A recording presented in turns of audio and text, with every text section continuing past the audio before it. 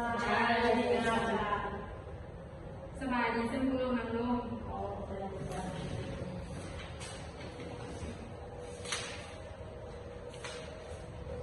วันนี้คนพาจะคนบอกพบอาจารย์ให้คุณน้องรักษาเสื้อแล้วนี่ไปเด้อโอ้ยอาจารย์ได้สมมติแล้วน้องเพียนของพี่แล้ววันที่21อาจารย์วันที่21มีงานนะคะอาจารย์ขึ้นบอกวันนี้อาจารย์วันนี้อาจารย์ทำวันนี้อาจารย์จะทำขึ้นเพียนเก้าไหนโอ้ยอาจารย์ถ้าเครื่องซักน้ำไฟฟ้ามีค่าเท่าไหร่อาจารย์ขอโทษธาตุเครื่องซักน้ำไฟฟ้าเป็นธาตุที่มีความต้านไฟฟ้าแรงกว่าความต้านไฟฟ้าของธาตุโลหะแต่จะน้อยกว่าอะโลหะอาจารย์นี่ใครต้องการจะน่าสมเพชบ่จ้าพี่เดียวเลยเราเอาสุดเทศต่อมากันคือแล้วถาดเครื่องน้ำไฟฟ้าเป็นถาดที่มีความต้านไฟฟ้าหลายกว่าโลหะแต่มีความต้านไฟฟ้าน้อยกว่าโลหะวันนี้เราจะมาเรียนต่อถาดใหม่กันเลยเนาะถาดที่5แสงเลขาคณิตบทที่2การเคลื่อนที่ของแสงผ่านสิ่งแวดล้อม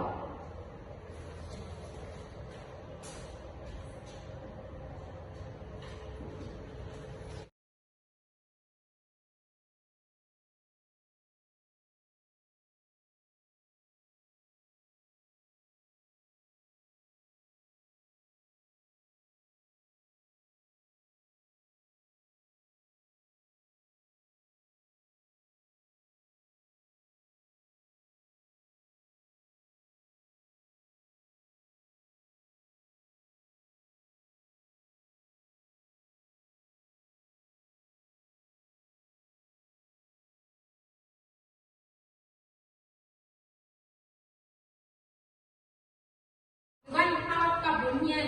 อาจารย์แนะนำคุณน้องว่าแสงเป็นอย่างคุณน้องต้องอาจารย์เลยเหรอ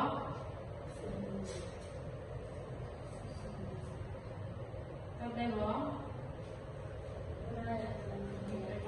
อาจารย์จะต้องให้เลยเนาะแสงเป็นวัตถุหนึ่งที่สามารถเปล่งออกสามารถเปล่งแสงออกให้เอาคนเราสามารถเบิ่งเห็นวัตถุหรือสิ่งต่างๆออมตัวของใดเนาะจะจะอ่านข้อที่1เนาะแสง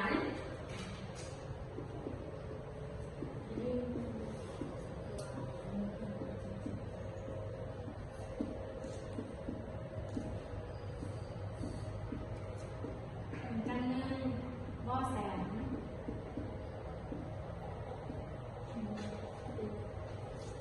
ให้คุณน้องคุณคว้ามันเทียนเนาะเราก็คำถามของอาจารย์มาบอกว่าแสงมีแรงกำเนิดมาจากไสเนาะเสื้อดีเนาะอาจารย์เราก็ตอบแสงมีแรงกำเนิดมาจาก2แรงคือ1ธรรมศาสตร์ต่างถิ่นแสงที่เกิดจากธรรมศาสตร์ต่างถิ่น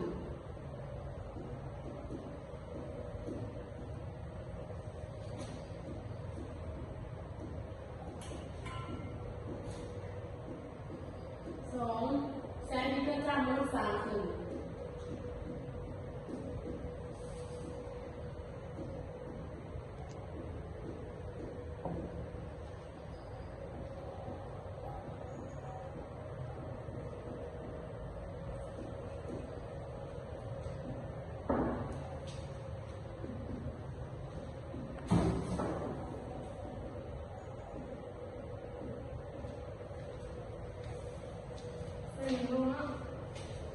พวก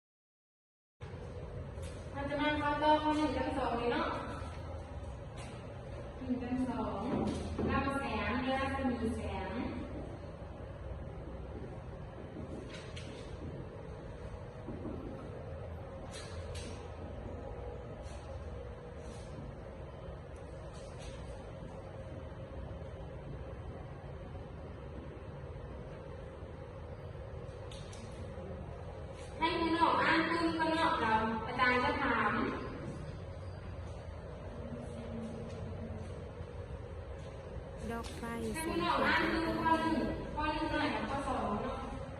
เอาข้อสองหน่อย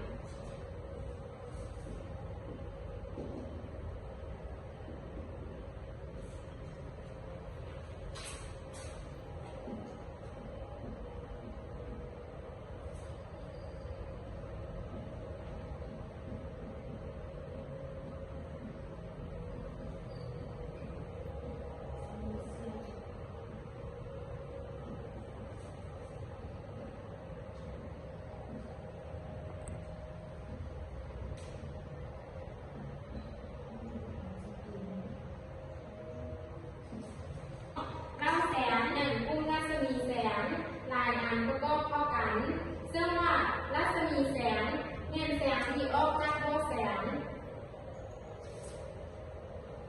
ถ้าคนนี้มีอย่างนี้ถามจำเนาะผมมีแล้วจ้ะผมมีแล้วก็อยู่ก็คงไม่เนาะแล้วคน1/3ขนาดของโบแสนเล็กและโบแสนใหญ่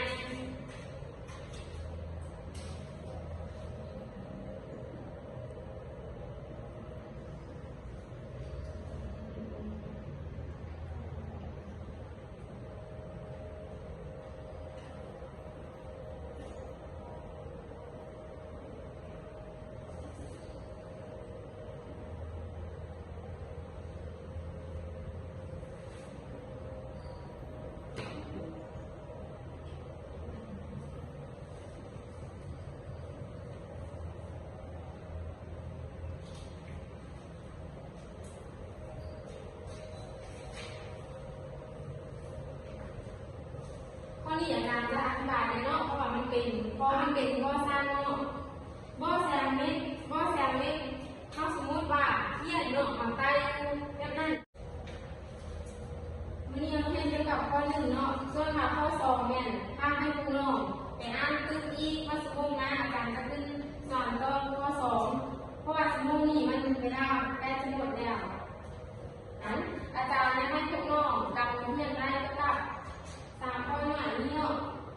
เราไปเส้นคุณน้องควายเนาะได้